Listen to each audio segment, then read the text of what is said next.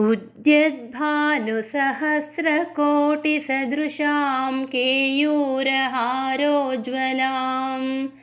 बिम्बोष्ठीं स्मितदन्तपङ्क्तिरुचिरां पीताम्बरालङ्कृताम् विष्णुब्रह्मसुरेन्द्रसेवितपदां तत्त्वस्वरूपां शिवां मीनाक्षीं प्रणतोऽस्मि सन्ततमहं कारुण्यवारां निधिम् मुक्ताहारलसत्किरीटरुचिरां पूर्णेन्दुवक्त्रप्रभां शिञ्जन्नूपुरकिङ्किणीमणिधरां पद्मप्रभाभासुरां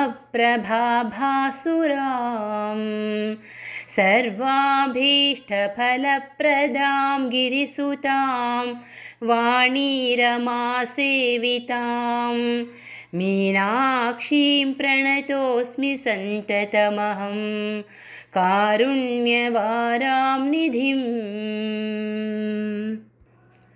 श्रीविद्यां शिववामभागनिलयां ह्रीङ्कारमन्त्रोज्ज्वलां श्रीचक्राङ्कितबिन्दुमध्यवसतिं श्रीमत्सभानायिकाम्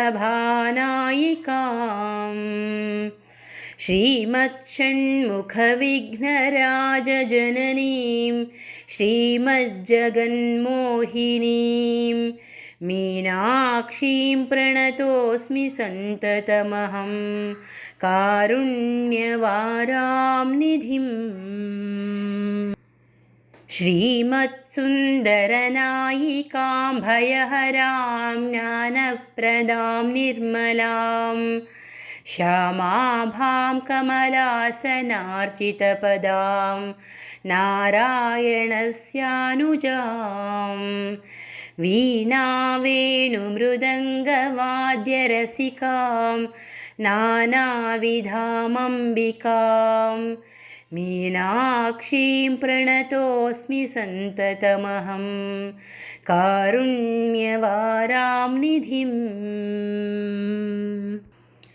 नानायोगिमुनीन्द्रहृत्सु वसतीं नानार्थसिद्धिप्रदां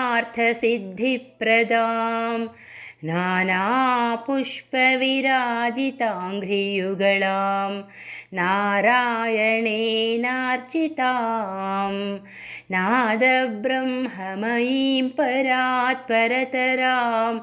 नानार्थतत्त्वात्मिकां मीनाक्षीं प्रणतोऽस्मि सन्ततमहं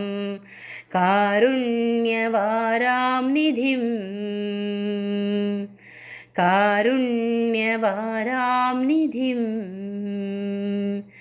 कारुण्यवारां निधिम् इति श्रीमत्परमहंसपरिव्राजकाचार्यस्य श्रीगोविन्दभगवत्पूज्यपादशिष्यस्य